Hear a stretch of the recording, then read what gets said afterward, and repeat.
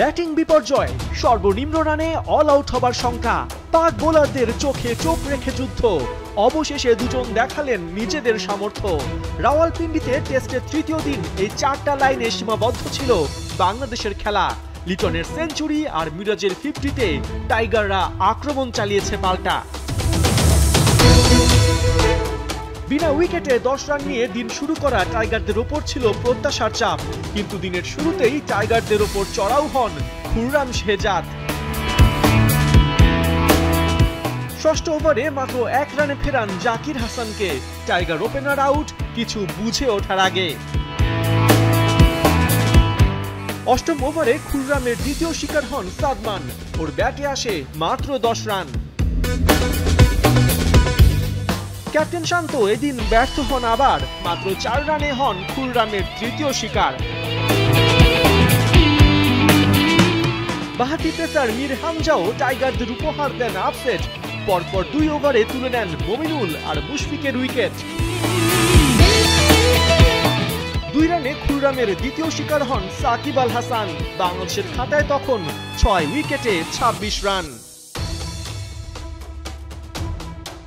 এরপর ধ্বংসস্তূপ থেকে লিটন আর মিরাজের ফাইট ব্যাক। মধ্যাহ্ন বিরতিতে বাংলাদেশের স্কোর 6 উইকেটে 75 রান। লাঞ্চের পর সপ্তম উইকেটে জুটি দাঁড়ায় 165। লিটন মিরাজ দুজনেই তুলে নেন দুরন্ত 50। অবশেষে মিরাজকে থামান খুররাম। 78 রানে তাকে ফেরান প্যাভিলিয়ন। তাসকিনও টিকতে পারেননি বেশিক্ষণ। মাত্র 1 রানে টাইগার পেসারও গন। চা বিরতিতে বাংলাদেশের স্কোর তাই 8 উইকেটে 193 রান। তবে অপেক্ষা ছিল যার জন্য সেই লিটন হতাশ করেননি এক ফোঁটা। আবরারকে বাউন্ডারি হাঁকিয়ে পান নিজের চতুর্থ টেস্ট শতকের দেখা।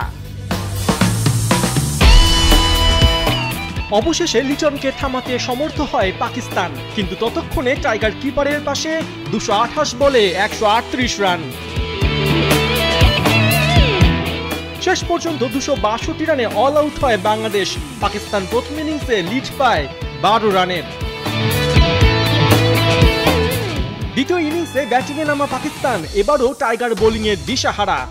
হাসান মাহমুদের শিকার হয়ে 3 রানে আব্দুল্লাহ শাফিক ধরেন উল্টো রাস্তা। টপ অর্ডার বাঁচাতে এরপর ক্রিজে পাঠানো হয় খুররাম শেহজাদকে। তাকেও নিজের শিকার বানান হাসান মাহমুদ। শেষ পর্যন্ত 9 রানে 2 উইকেট হারিয়ে দিন শেষ করে পাকিস্তান। দ্বিতীয় ইনিংসে ওদের লিড 21 রান। পার্থ বণিক, 71।